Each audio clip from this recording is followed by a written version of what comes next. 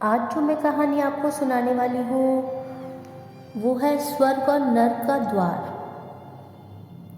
बात उन दिनों की है जब जापान में समुराई योद्धा हुआ करते थे। ये योद्धा बड़े ही बहादुर होते थे। ऐसा ही एक समुराई योद्धा था जिसका नाम था नोबुगिशे। नोबुगिशे ने यह कला बहुत दिनों की साधना के बाद प्राप्त की थी, मगर साधना के दौरान उसके दिमाग में एक सवाल ने घर कर लिया था।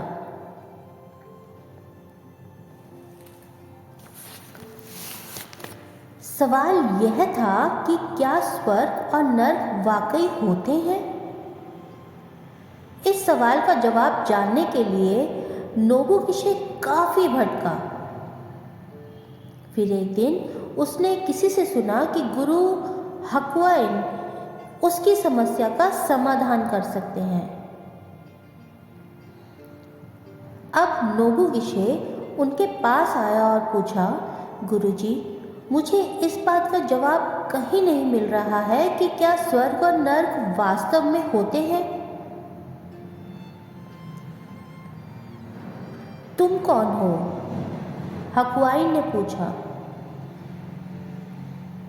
उनके सैनिक ने उत्तर दिया कि मैं समुराई हूँ। तुम सैनिक हो? हकुआइन ने आश्चर्य से पूछा। तुम्हारे जैसे व्यक्ति को कौन राजा अपना सैनिक बनाएगा? तुम भिखारी की तरह दिखते हो। गुरु के मुंह से यह सुनकर नोबुगिशे को इतना गुस्सा आया कि उसका हाथ अपनी तलवार की मुठ पर चला गया। हकुआइन ने यह देखकर कहा, अच्छा, तो तुम्हारे पास तलवार भी है, लेकिन इसमें इतनी धार नहीं है कि यह मेरा सिर कलम कर सके। अब नोबुगिशे ने यह झटके से अपनी तलवार म्यान से निकाल ली। हकुआइन ने कहा, देखो, नर्क का द्वार खुल गया। यह सुनते ही समुराई नोबुगिशे को हकुआइन का मंतव्य समझ में आ गया। उसने तलवार नीचे रख दी और गुरु के समक्ष दंडवत हो गया। हकुआइन ने कहा, देखो, स्वर्ग का द्वार खुल गया।